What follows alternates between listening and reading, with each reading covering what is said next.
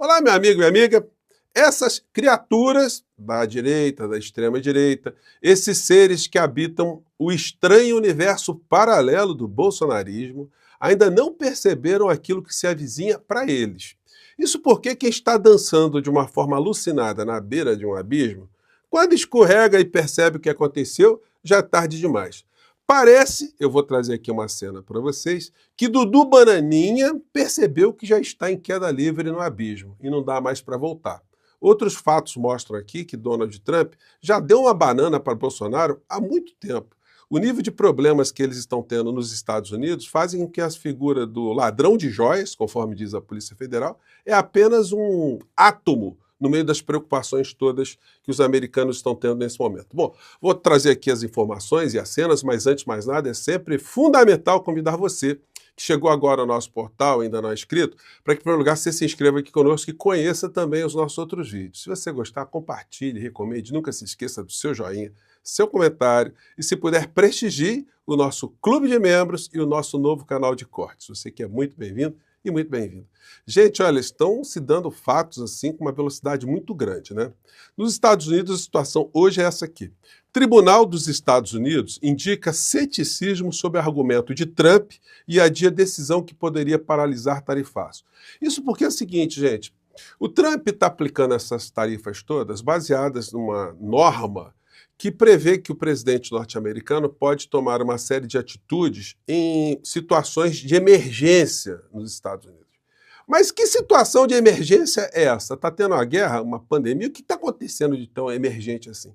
Então o argumento é falso. E tudo indica que o tribunal que está analisando ações de vários estados norte-americanos contra esse tarifaço destrambelhado de Trump, que eles neutralizem todas essas ações. Isso está criando um ambiente de incerteza geral, né? Claro que isso vai parar na Suprema Corte dos Estados Unidos. E aí a gente vai ver ali, são lobbies se digladiando ali para ver quem é que puxa a sardinha para sua brasa. Portanto, a situação lá está absolutamente caótica no nível institucional, no nível comercial, no nível empresarial. E sintomas do desespero vão se manifestando para todos os lados, né? Como, por exemplo, agora. Trump diz que Índia pagará multa por comprar da Rússia e estabelece tarifa do país em 25%. Gente, qual é o principal produto que a Índia exporta para os Estados Unidos? Remédios e insumos para remédios. Então, se vai taxar a Índia, se tudo correr como está sendo apontado, os remédios nos Estados Unidos vão ter uma disparada de preços, remédios que são muito caros. E aí, dentro dessa realidade, olha só a notícia mais recente ainda. Trump exige que farmacêuticas baixem os preços de medicamentos e ameaça adotar penalidades. Então, olha só, os remédios vão vir mais caros e aí ele quer que as indústrias dos Estados Unidos vendam mais barato. E o livre mercado? E o liberalismo? E o país onde tudo que se quer fazer é possível, enfim, e a intervenção do Estado? E o Estado mínimo? Então, gente, tudo aquilo que eles apregoam para fora, eles não estão fazendo para dentro. O que mostra que a confusão está geral. Vejam só mais um dado. Tarifaço de Trump. Cresce a expectativa de que café entre na lista de exceções nessa sexta-feira. Então, amanhã a gente pode ter ainda a correção da tabela que foi feita pelo governo americano, que já isentou quase 700 produtos brasileiros que são exportados para os Estados Unidos, e pode vir agora um adendo, isentando mais coisas ainda que o Brasil exporta para lá. Sem o Brasil ter feito nenhum recuo, não teve nenhum tipo de sinal do Supremo Tribunal Federal, do Judiciário Brasileiro, da sociedade brasileira, de meios de comunicação, de nada. O Bolsonaro está ferrado. Não alterou 1 centímetro o caminho dele em direção à Papuda. Aliás, os prazos estão correndo, né? Então a gente está muito distraído com essas histórias todas. Daqui a pouco vai pintar, né? Julgamento de Bolsonaro marcado. E aí a gente vai ver a criatura pertinho da cadeia. Ele que já, para nossa sanidade mental, já não está mais nas redes e está com limitações, né? Lula convida ministros do STF para jantar no Alvorada após sanções de Trump a Moraes. Bom, estou curioso de ver quem é que irá nesse jantar, que é um jantar meio que desagravo ao ministro Alexandre de Moraes, né? Se todos os ministros irão, ou se terá algum ministro ali que vai dar uma de traidor, né? vai dar uma de migué e não vai. Bom, nós saberemos isso amanhã, saberemos mais coisas sobre isso. Bom, gente, o Dudu Bananinha e a extrema-direita orgânica lá nos Estados Unidos, eles fizeram de tudo para o Brasil não ter menor contato com autoridades norte-americanas. Só que o embaixador Mauro Vieira, ele esteve com o Marco Rubio e depois ele deu uma entrevista dizendo que ele tratou aquilo que ele pôde dizer. Mas o que ele falou com o Marco Rubio já sabe, gente, porque o Serviço de Inteligência dos Estados Unidos informa tudo para Trump, informa tudo para os presidentes norte-americanos. Eles têm relatórios amplos. Será que eles não sabem que Bolsonaro é acusado de ser um ladrão de joias? A coisa chinfrim que o almirante tentou passar com joias, com um moambeiro escondido na alfândega aqui no Brasil, que vendeu relógio, que o general fotografou esculturas que foram vendidas e que não foram recuperadas. Será que eles não são informados disso? Que viajou um advogado com dólares no bolso para recomprar um relógio que já tinha sido vendido? Então é gente chinfrinha, gente de quinta categoria. Não que Trump se chocasse, né?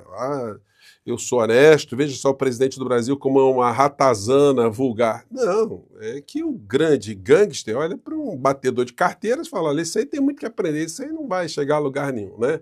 E o Mauro Vieira conversou com o Marco Rubio e falou coisas como essa aqui, né? Treme hoje em Washington com o secretário de Estado Marco Rubio para discutir o estado atual da relação bilateral. Reiterei que o Brasil está aberto a dar seguimento às negociações comerciais iniciadas em 7 de março deste ano e paralisadas desde a divulgação da carta do presidente Trump de 9 de julho corrente. Enfatizei que é inaceitável e descabida a ingerência na soberania nacional no que diz respeito a decisões do Poder Judiciário do Brasil, inclusive a condução do processo judicial no qual é réu o ex-presidente Bolsonaro. Então, o Mauro Vieira disse, olha, vocês estão fazendo essa pressão toda, mas o Judiciário do Brasil, se estiver julgando o Bolsonaro e for para cadeia, vai para cadeia. Vai fazer o quê? Não dá para fazer nada, né? O Dudu Bananinha, gente, ele veio às redes. Parece que o abismo, né, tá mostrando para ele que uma hora vai ter o chão. E aí ele postou isso aqui que eu quero compartilhar com vocês, com os olhos cheios de lágrimas. Acompanhem. Eu ontem comprei esse Häagen-Dazs aqui, né? Tava comendo com minha filha. E eu tinha que separar os pedaços, né, que... Tá fungando, né? Olho vermelho, cheio de lágrimas, ó. Vem aqui no meio que ele tem uma casquinha que tem no chocolate. Porque eu tinha feito a promessa de que eu não comeria chocolate enquanto o Alexandre de Moraes não fosse sancionado, né, individualmente pela lei. Gente, que sacrifício, hein? O cara prometeu que não comeria mais chocolate se o ministro Alexandre de Moraes... Olho cheio de lágrimas, hein, Dudu? O abismo, a queda tá complicada, hein? Magninski. E hoje, né, hoje já dá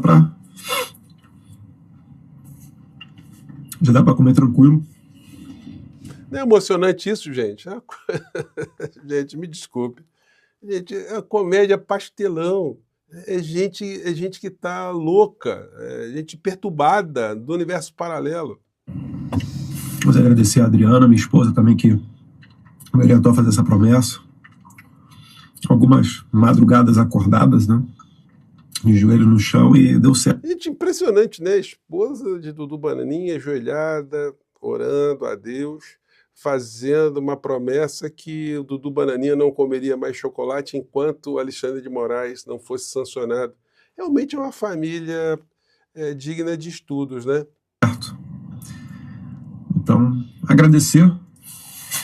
Eu sou chocolatra, então por isso que eu fiz essa promessa, né, de sem chocolate. Depois ainda tem o Hershey's aqui. É chocolatra, né? Por que teu irmão vendeu a loja de chocolate? Você vai ver que o senhor estava dando lucro pro irmão, né? Comprando muito chocolate, com dinheiro vivo, diga-se de passagem, né? Então, gente, olha, esse é o retrato. Agora vamos para um retrato aí que está rendendo cadeia para muita gente. Como nós todos sabemos, o ministro Alexandre de Moraes ele foi objeto ali de uma arquitetura de um assassinato, né, de um crime contra ele. As criaturas que foram presas, algumas estão ainda na cadeia, outros ainda irão para a cadeia. Mas esse aqui que foi obrigado a botar um traje civil, porque senão não falaria, é um tenente-coronel Rafael, esqueci o sobrenome dele aqui.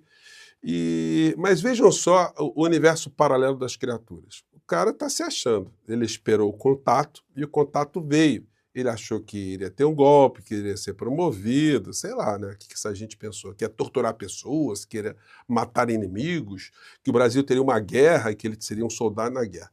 E a cabeça da criatura mostra situações como essa aqui. Ó. Olha como é que ele está se achando no meio dessa história toda. Queria deixar registrado aqui, iniciando, dando boa noite para todos. Inicialmente eu pensei em Aí o nome dele é Rafael Martins de Oliveira, tenente-coronel do Exército. Responder somente meu nome, identidade, posto, por me considerar um prisioneiro de guerra.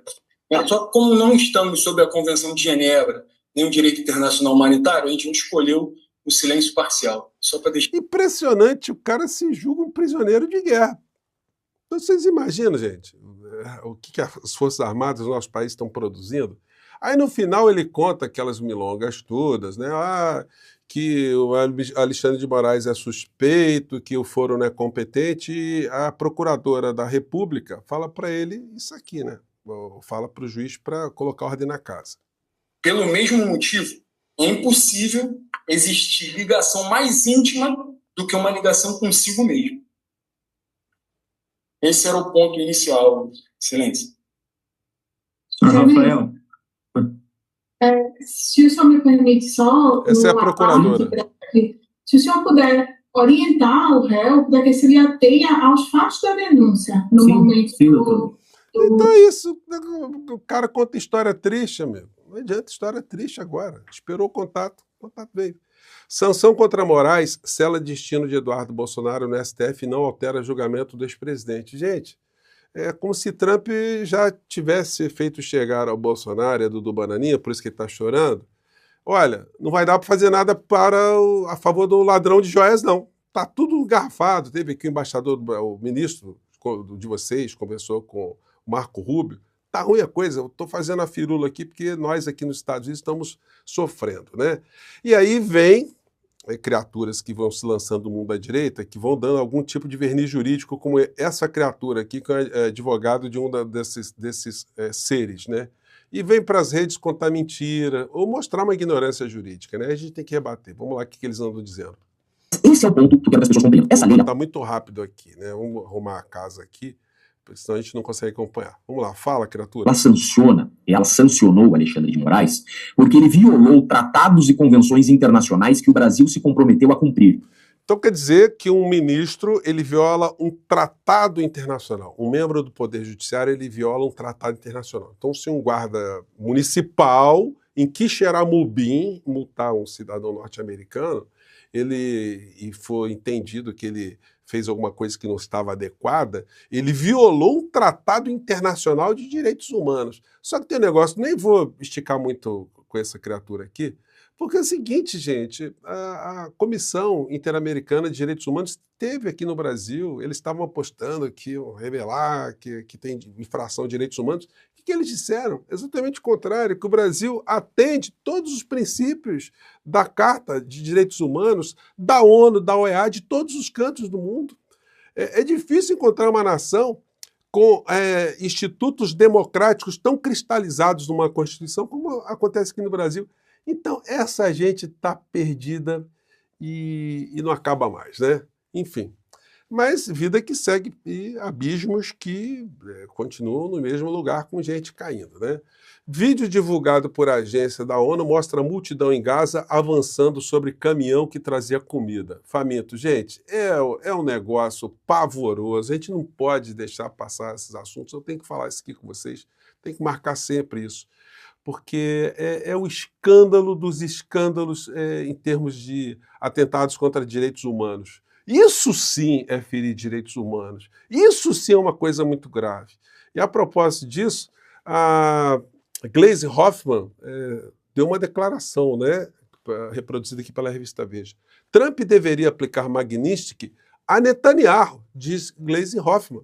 Ministro trabalhou que Moraes atua no caso de tentativa de golpe com observância ao princípio do devido processo legal.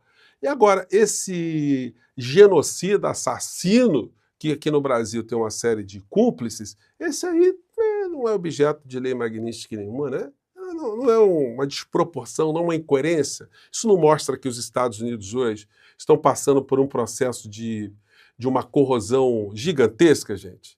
Enfim, eu ia trazer aqui hoje sugestões do seu Malafaia, né, para acabar com o conflito, mas isso vai ficar para uma outra ocasião, porque chega de universo paralelo hoje, né? Chega de gente despencando no abismo. Olha, Dudu Bananinha, procure um lenço para enxugar as suas lágrimas e se entupa de chocolate, porque vai ser o único remédio que você vai ter, né? Porque voltar para o Brasil vai ser complicado, né? Eu fico por aqui, gente. Mais uma vez, um grande abraço e até o nosso próximo encontro. Tchau!